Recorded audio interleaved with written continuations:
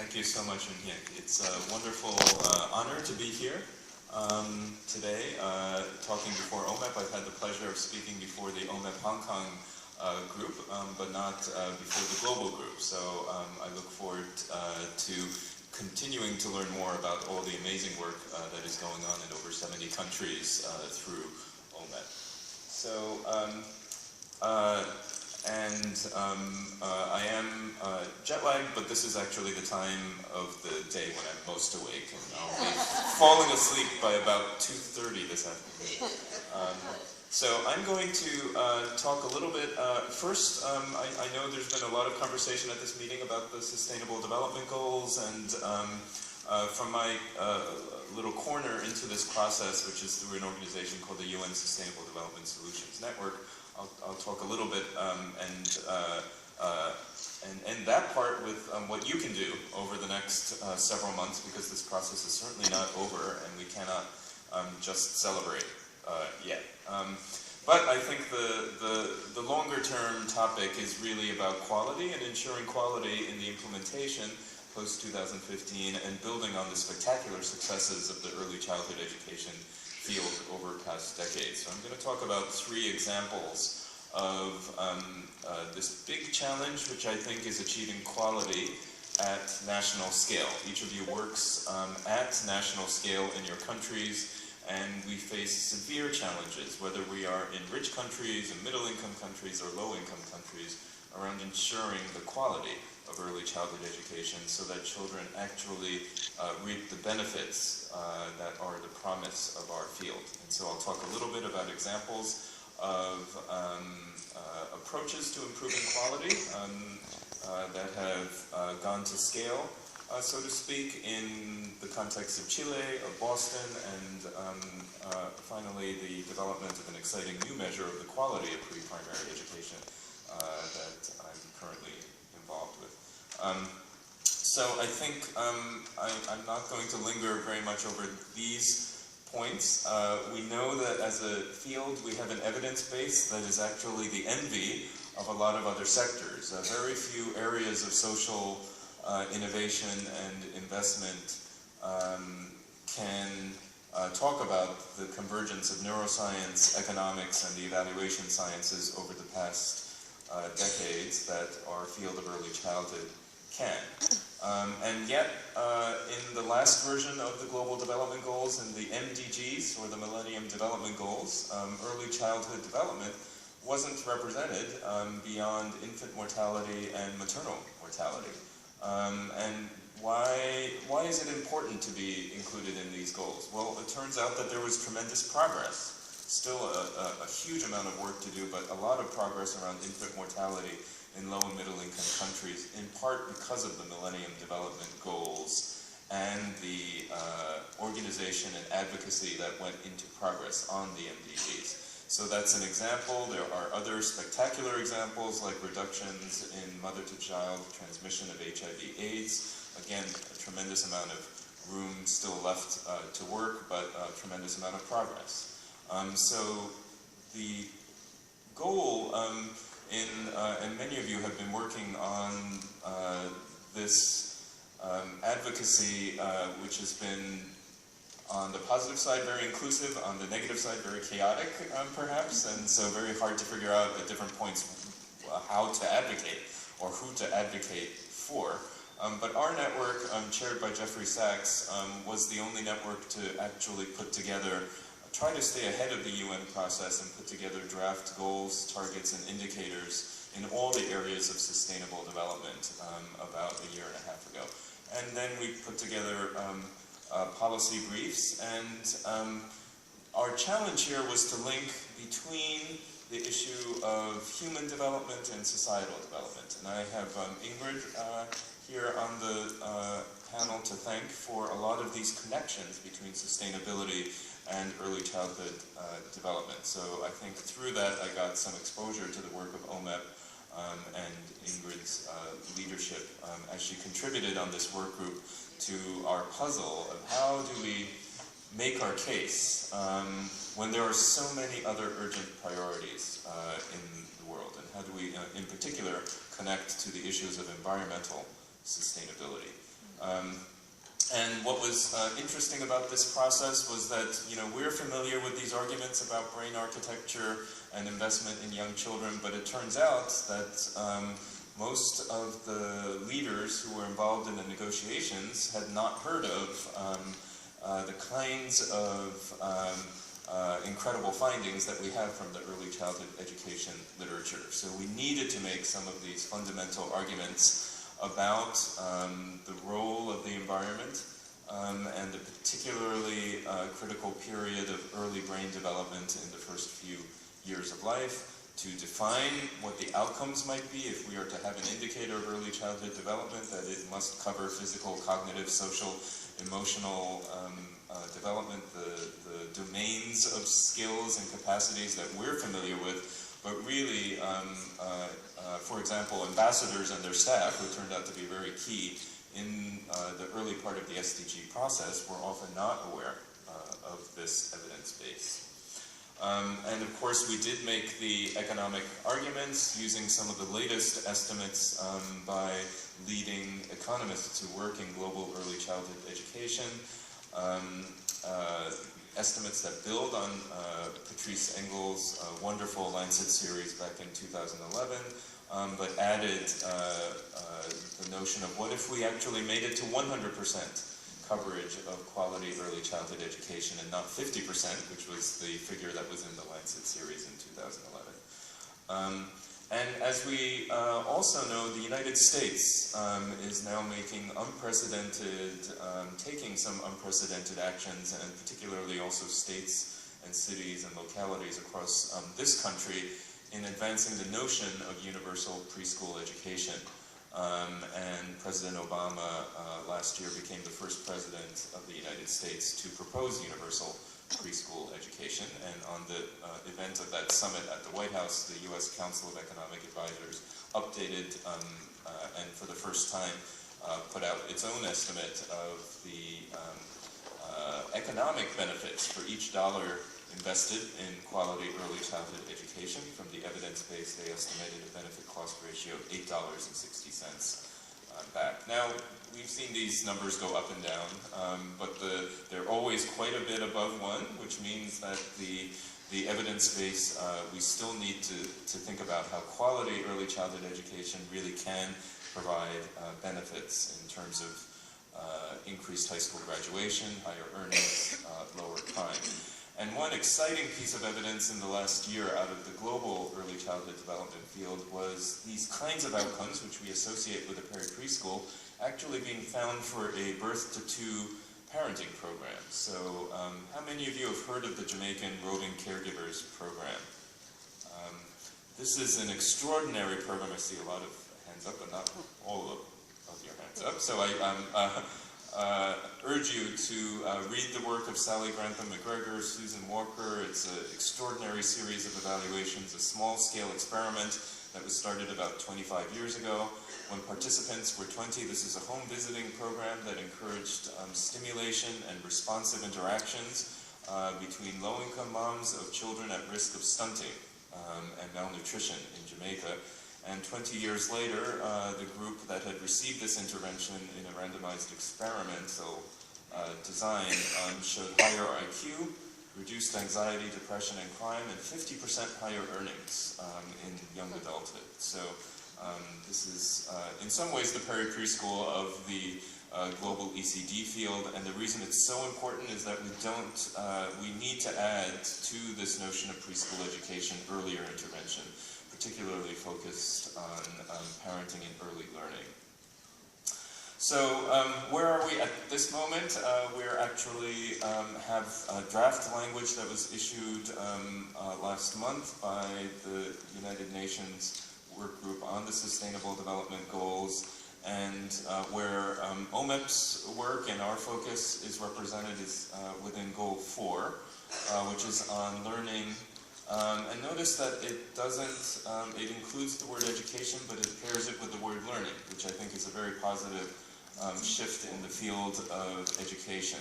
One of the things that I think the global field of education has learned over the past 15 years with the Education for All goals is that simply increasing access does not ensure increases in learning. So in country after country after country, we do not see the basic learning skills, the basic building blocks of reading comprehension, of oral language, of expressive vocabulary, of early math skills, of social and emotional self-regulatory skills being built.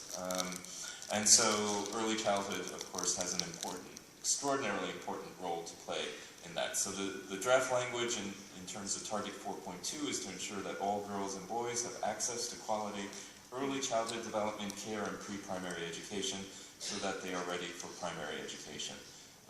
So I think many of us in this room are still working on this process. We're optimistic that some version of this language will be retained, but what we're missing, because the conversation up until the General Assembly in September will be at the level of targets and goals and targets. The MDGs, for those of you who are familiar with them, are structured in 3 levels. Overall goals, then targets, which get somewhat more specific, and then the indicators, which are what every country has to measure and report to the UN every year. And so those indicators are not going to be negotiated in their final form until the period between September and December of this year. And this means that we should all go home and identify the leaders in our countries who will be able to advocate, the ambassadors, their staff, identifying the leaders who are involved in this process. And one way to do that is to go onto the UN Sustainable Development Goals website, but another is to contact your leaders and advocate for a few things. Here is what I would say is a little bit of a global consensus from the ECD field on what we should be advocating for. We should advocate primarily, and this comes from unprecedented coordination between UNICEF, UNESCO, the World Bank, national, regional NGOs, and I know OMEP has also been involved in this. And what we need is a measure of learning and development. Very simply put, we cannot be satisfied if we come out of this with simply a year of pre-primary education. That's a tremendous advance, but if we don't measure learning as an index and in the current measurement framework, the UNICEF MIX multiple indicator cluster survey that's being collected in something like 80 low and middle income countries is our source. We have a adult and caregiver report of cognitive, social, emotional, and physical domains of learning and development. And so we need to advocate for that kind of measure to be included as an indicator under Target 4.2. We also need access to quality parenting programs like that Jamaican Rodin Caregivers program or the Care for Child Development module from WHO and UNICEF. And of course we have to keep this 4.2 target on quality early childhood care and development. So I could stop right there.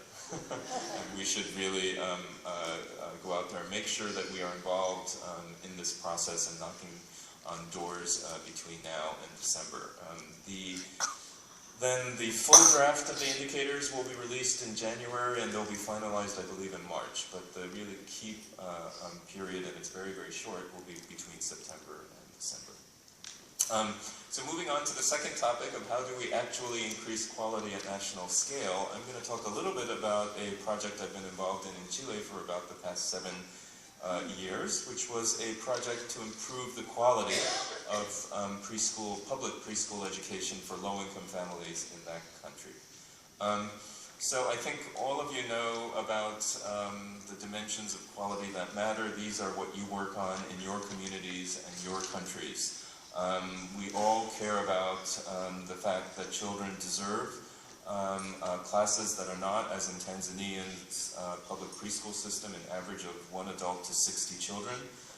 That is the average class size in public preschool education in Tanzania. I was just there with Nirmala Rao 2 weeks ago. They deserve small group sizes and high adult-child ratios, a safe physical setting, these structural features. They also deserve quality interactions in the classroom or in whatever space they're in a village or wherever they may be. And that includes a developmental focus to the curriculum that encompasses socio-emotional skills, certainly basic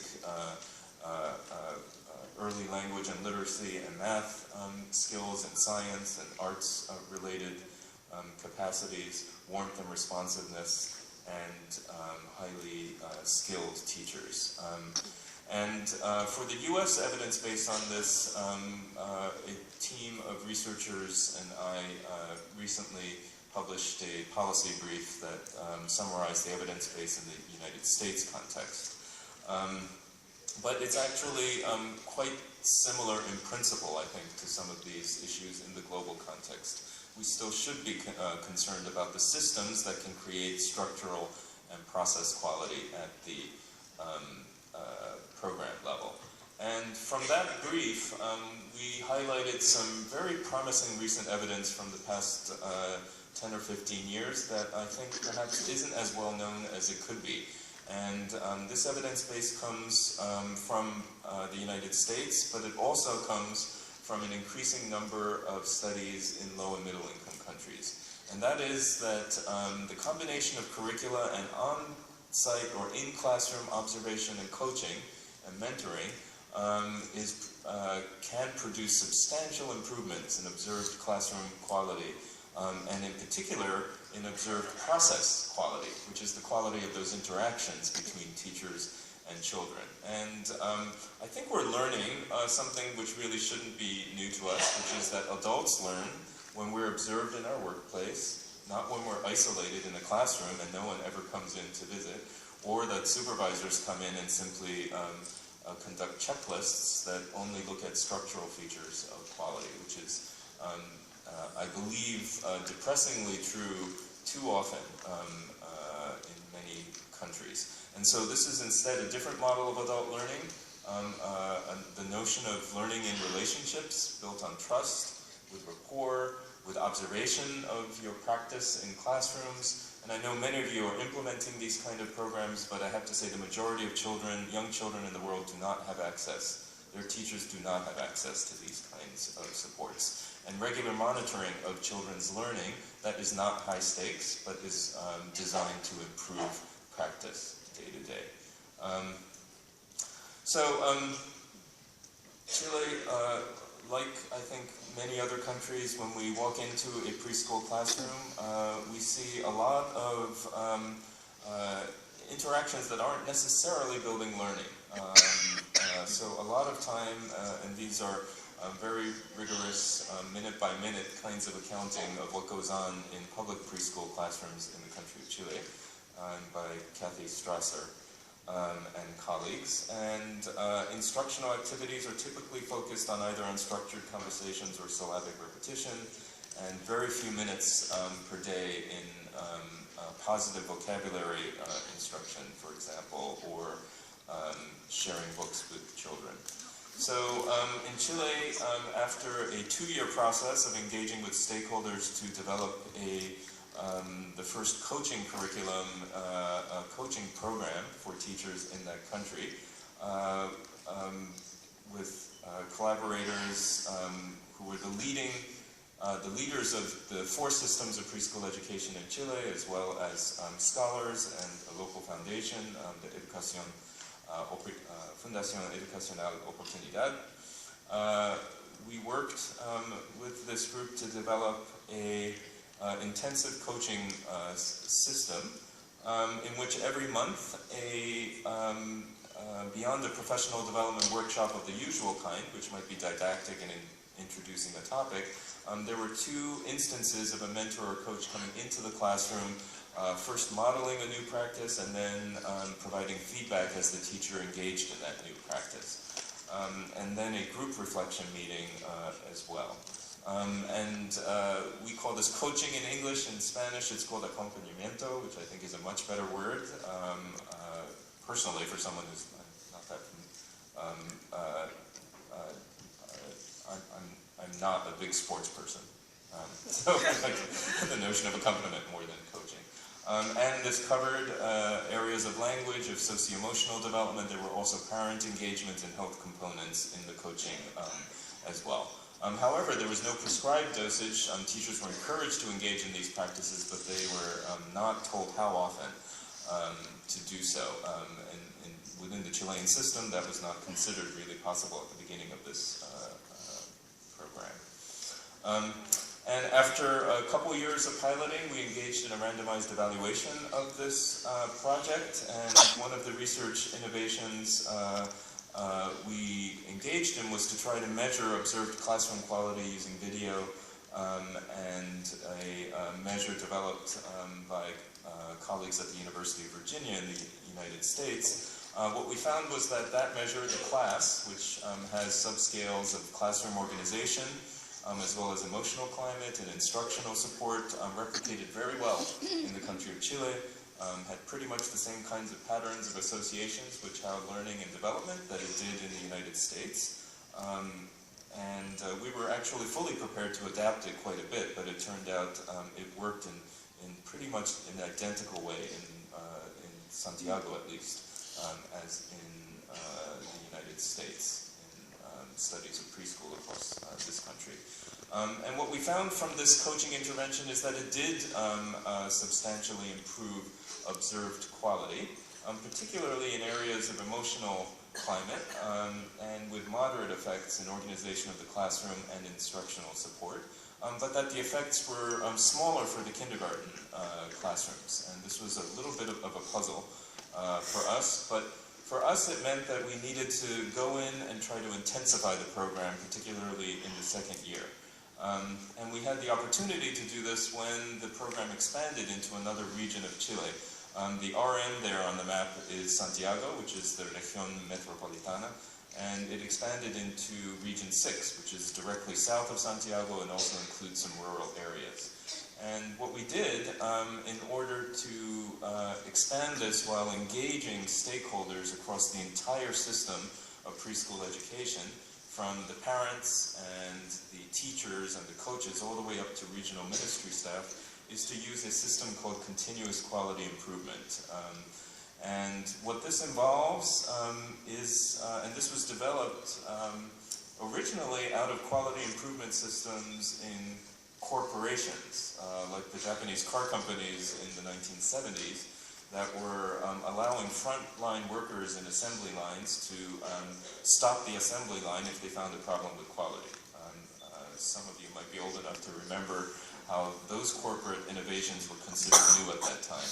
Well, some of those approaches to stakeholders being involved and engaged in quality improvement moved from the corporate sector into healthcare. Over the past 25 or 30 years, they've been tested in healthcare systems all around the world. They have resulted in reductions in infant mortality in Ghana. They've improved Scotland's National Health Service system. They have never been applied in early childhood education until this project in Chile. And so what this involves is stakeholders, again, across levels, from the regional ministry level down to parents and teachers in their classrooms, meeting in groups of 19 or 20 schools every 3 months to set their own goals for quality improvement and their own metrics, which they then measure every day or every week. And then they come back 3 months later and share what they have experienced. And these rapid cycle, plan, do, study, and act cycles really help teachers and all the stakeholders in the system come together around quality improvement. So just to give an example, this group of stakeholders in one set of 20 schools agreed to introduce one new vocabulary word per day with rotating strategies for incorporation of the new word. They, of course, got some input from experts in the field in Chile, but they agreed on this together, and they measured it. So teachers actually kept logs of whether they were able to introduce these new vocabulary words every day. And you see that gradually the rates of this went up. These are literally days on the x-axis, and so you can actually track these metrics of change on a day-to-day basis. Another group decided to eliminate the common practice of kids bringing sodas and sugar-sweetened beverages to the classroom, and developed a very clever idea. These are little beads that count how often kids are drinking water instead of soda in the classroom, and you see that every kid has their own indicator, and produced very, very rapid change in the decline of children bringing sodas and sugar-sweetened beverages and juices to the classroom and increases in drinking water instead of sugar-sweetened beverages. And what we found from the impacts, our impacts in the original experiment were quite small. They were, for scientists, these were roughly in the 0.1 to 0.15 effect size area, and now we find that our effects are getting larger on both language and socio-emotional development through this process of continuous quality improvement.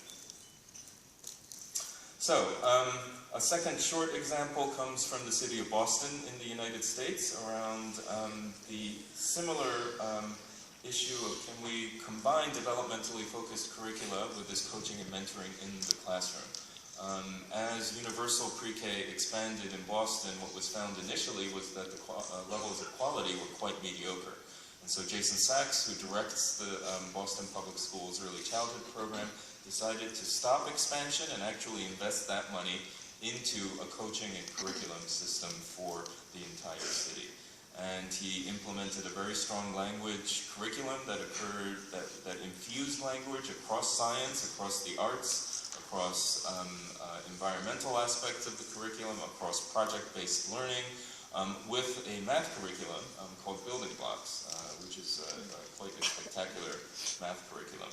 And what we found, this is Christina Weiland, who was a doctoral student at that time at Harvard's School of Education, was some of the largest effects on language and math of any public preschool evaluation to date in the US. We see that vocabulary, early reading, numeracy were all robustly, these are moderate to large effects. In the research world, we're usually happy with effect sizes around 0.15 or 0.2. These are enormous effect sizes. They were achieved across an entire city. And what we found was that by strengthening these language and math skills, there were also effects, consistent effects on the area of self-regulation and executive function. These are things like attention, your working memory, your ability to shift attention from one task to another.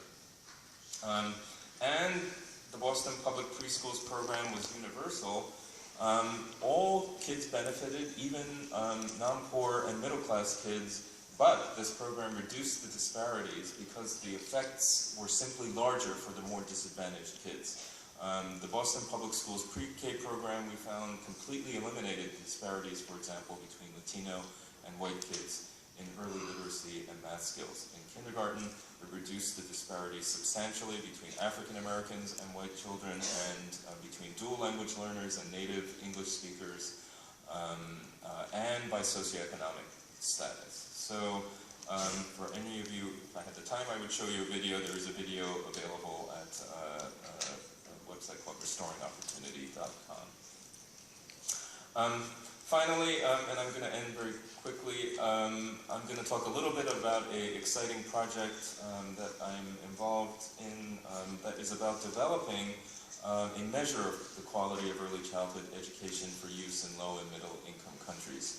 Now, if we hold on to target 4.2, you notice the word quality was in there, and the goal of this project is to provide guidance in this post-2015 process over the next 15 years around what a measurement of quality should look like in pre-primary education. And so this is a project called Melco, or Measuring Early Learning and Quality Outcomes. It's, again, a very positive aspect of what's happened over the past couple of years. Is much more coordination among agencies that don't usually coordinate that closely. The World Bank, UNESCO, UNICEF, and the Brookings Institution. And so the goal is to build on the decades of learning over the past 20 or 30 years in the measurement of quality in pre-primary education through measures like the ECRs and its adaptations, or country-level examples in Mexico, in Bangladesh, in China, in India, in Cambodia, elsewhere, in Latin America, to build essentially a bank of items that can be a free and open resource for countries to use to adapt and build their own quality measures for early childhood. And there are two instruments coming out of this project. One involved assessing children's development directly, And the other, which I'm involved on, is the development of a observed quality measure for pre-primary education. The goal is that these would be free, and so unlike some tools that exist out there, low and middle income countries would have access to these because they wouldn't charge any money. The idea is to build feasible, short enough instruments, but from larger banks of items so that countries can pick the items that really fit their cultural and pedagogical goals, and be able to link the quality of their pre-primary education systems to child indicators and child development. So,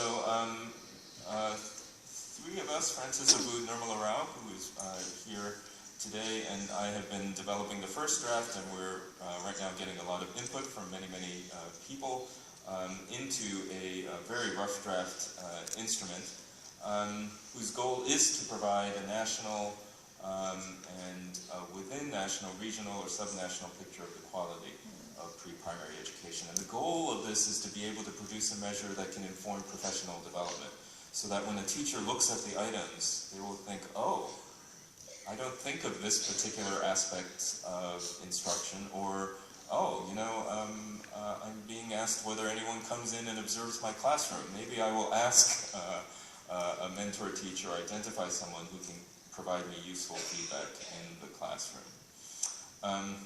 And it will incorporate both a direct observation in the classroom and a teacher interview and a supervisor interview to get at aspects of the system and professional development context for quality.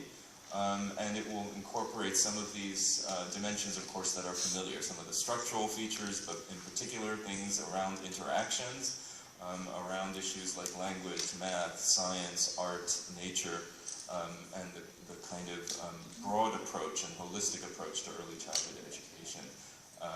So it will suggest those, but of course if a country isn't right at that moment conducting work in a particular area, they could choose not to use particular items. And of course capture the basics around health, hygiene, child protection, links to other sectors like poverty reduction, and inclusion of children with disabilities, children with various home language contexts, and from a child rights perspective, very much a focus on inclusiveness. So we are engaged in national pilot samples, or will be in the fall, in the countries of Tanzania, and working with Lynn Kagan to adapt some of the items for the country of Colombia. And are engaged in partnerships with the ministries of education in both countries. The plan is to further revise and create what would be a kind of a beta version of this instrument, and gradually expand to a larger number of countries in the next couple of years, and continually kind of improve and adapt this measure as it's used in a variety of low and middle income countries. So I'm not going to probably gone over my time, but I just wanted to conclude that we do need the advocacy of all of you in this room and all of your colleagues in your respective countries. The next several months will be important for the development of indicators for the SDGs. I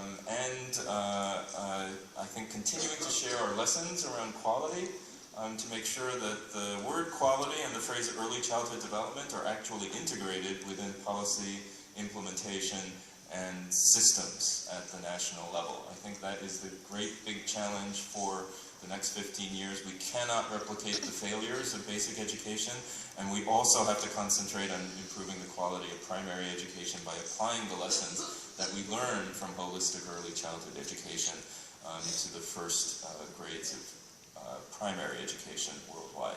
So thank you very much for your time, and I look forward to meeting and hearing about you.